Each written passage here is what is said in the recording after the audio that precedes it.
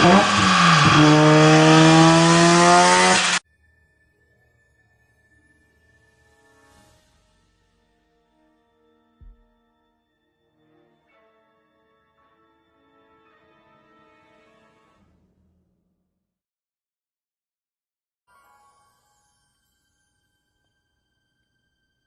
right, I'm ready. Good evening. I'm Dr. Emmett Brown. I'm standing on the parking lot at Twin Pines Mall. It's Saturday morning, October 26th, 1985, 1:18 a.m. And this is temporal experiment number 1. Come on, Einie. Hey, boy, get in there. That a boy. In you go. Get down. Get your seatbelt on. That's it. Whoa. Okay. Please note that Einstein's clock is in precise synchronization with my control watch. Got it? Right, check, Doc. Good. Have a good trip, Einstein. Watch your head.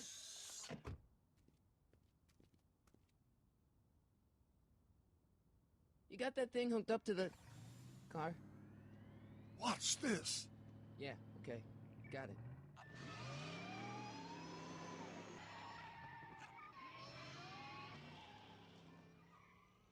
Not me. The car. The car.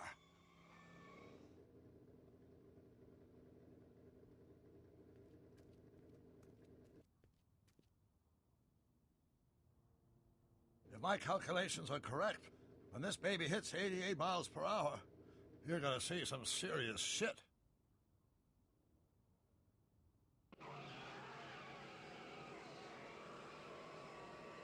Watch this, watch this.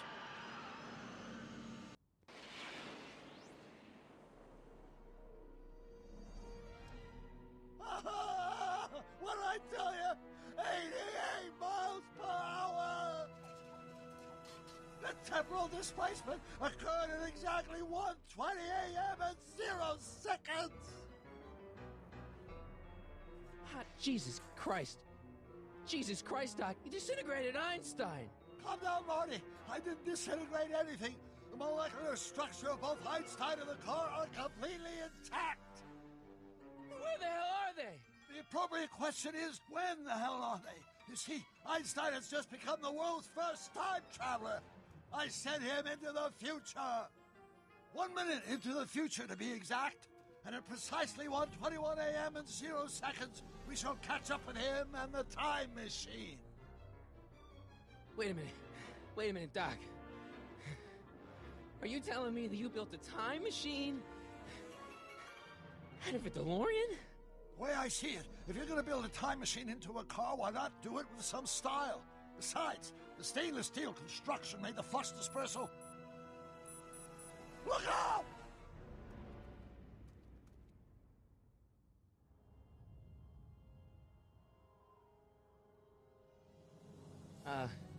Doc? Huh, that's peculiar. Where's the car, Doc? It should have caught up with us 27 seconds ago. Doc, what happened to Einstein?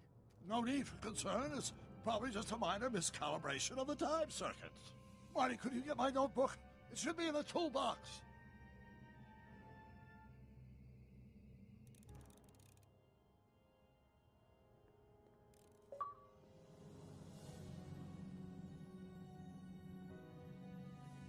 Notebook. Got it. Flux capacitor? That's it! What the heck's a flux capacitor? My latest invention. The thing that makes time travel possible. In this notebook, I've detailed the nearly 3 decades of scientific breakthroughs necessary to build a working time machine. If it ever fell into the wrong hands, the consequences could be catastrophic.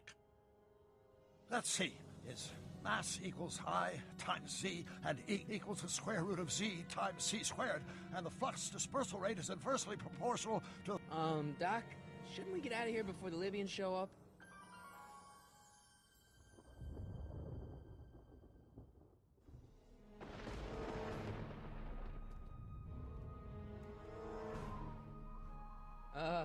Doc?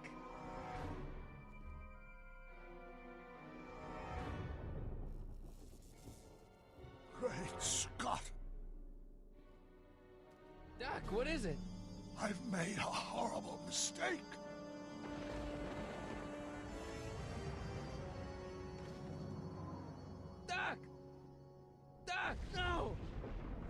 I'm sorry, Marty. Doc, come back! Doc! Doc!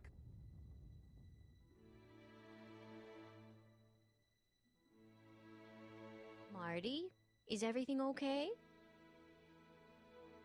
Yeah, Mom, it was just a nightmare. I was in the past, and Doc was there. Well, you're safe and sound now, back in good old 1986. But you'd better get up. Your father's waiting for you. Huh? Weren't you going to meet him over at Doc's? Holy crap, I'm late!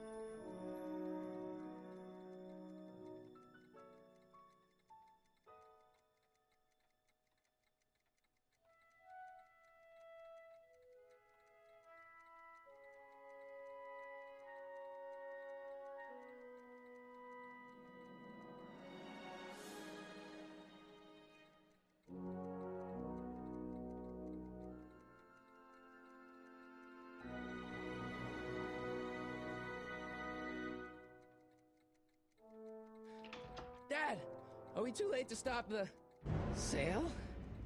Better late than never. You wouldn't believe how much rare stuff there is back here. That's Doc's stuff.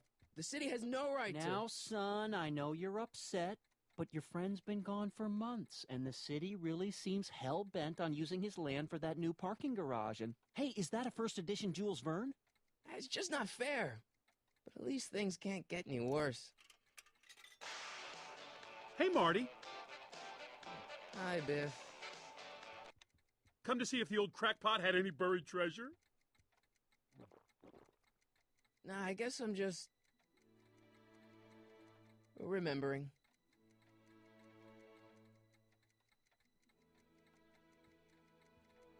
I miss Einstein.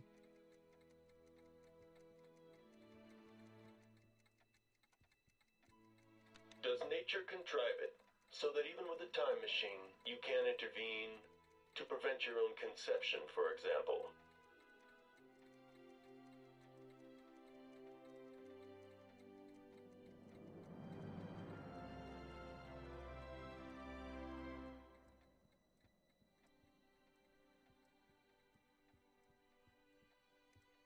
Doc built this model of downtown Hill Valley way back in 1955. The clock tower in the courthouse even works. What the? Is that Doc's notebook in there? Hey, that looks just like the courthouse. You gotta hand it to the old coot. He was good with his hands. Biff, can I see that a minute? This would look great in my fish tank. Give the old carp something new to nibble on.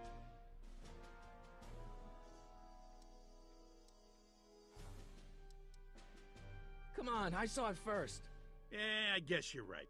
But I picked it up first. Give it here, Biff.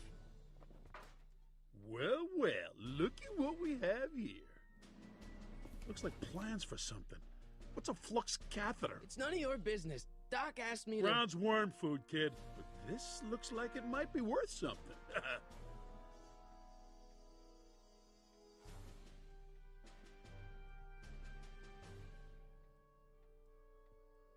Feels like that was a lifetime ago. Actually, I guess it was. Hey, let me try, Marty. Now, Biff, let Marty have his turn. You got it, Mr. McFly. Enough of that junk. Now, Biff. Sorry, Marty.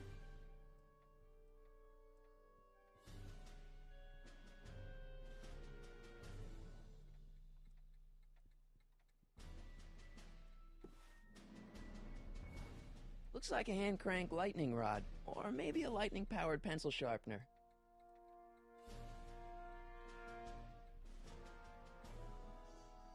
It took me forever to repair this thing after I blew it out last time, and now some jerk's gonna pick it up for pennies. Let's make some noise.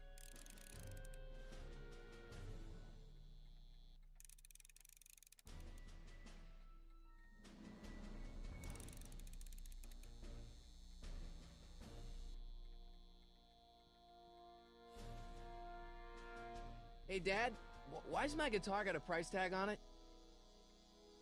Sorry, son. Must have been an overzealous clerk. Just pick it up. I'll iron things out with the bank.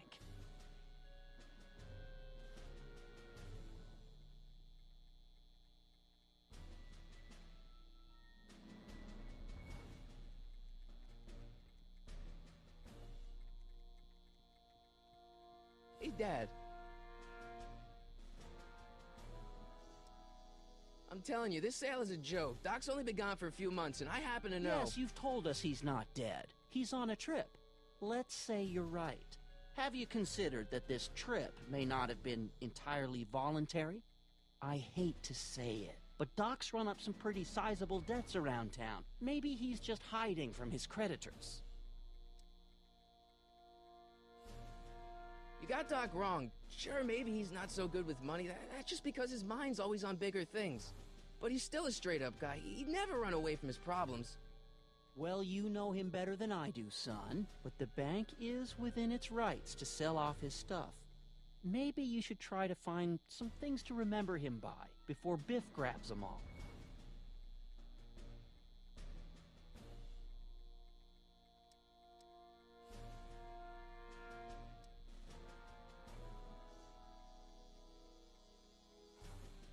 That notebook is Doc's legacy. I've got an obligation to protect it. Now, hold on a minute. Didn't you just get done telling me Doc's still around? Off traveling somewhere? Yeah? Then how is it your obligation to protect his legacy? You can't have it both ways, Marty. If Doc's alive, he can protect his own legacy. Who's running this sale anyway? Oh, that'd be me, son. You? Why? Well, once it became apparent that the bank was going through with the sale, I volunteered to oversee it in order to make sure that Doc's stuff would be treated with a modicum of respect. Isn't that right, Biff? You got it, Mr. McFly. About Biff. Dad, I know you're trying to help. He talks a big game, son, but he's not so tough. I've been dealing with him a long time. Believe me, I can handle him. So can I. I guess you can. Okay, son, I'll stay out of your way, but you know where to find me.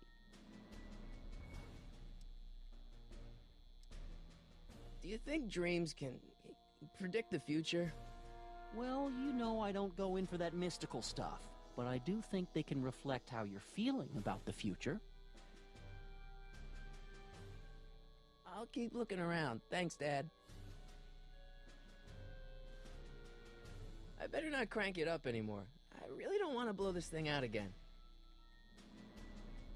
It took me forever to repair this thing after I blew it out last time, and now some jerk's gonna pick it up for pennies.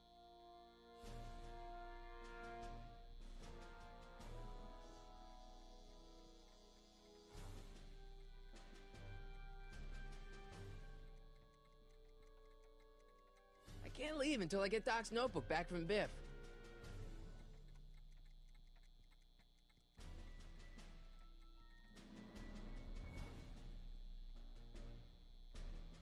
Hey, Biff.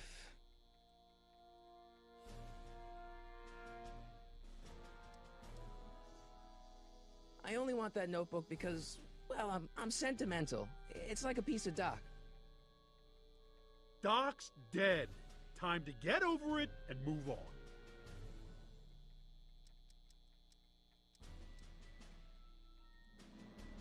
It's just a notebook with Doc's scribblings. What did Doc ever accomplish? Nothing. Then it's worthless, right? If it was really worthless, you wouldn't want it so bad. I just can't let you keep that notebook. It's dangerous. What, is it set to explode or something? Well, in a way. I'll take my chances. That notebook wouldn't mean anything to you. You wouldn't even understand what's in it. You calling me ignorant? I'll pay you for it. How much? Not enough. Never mind.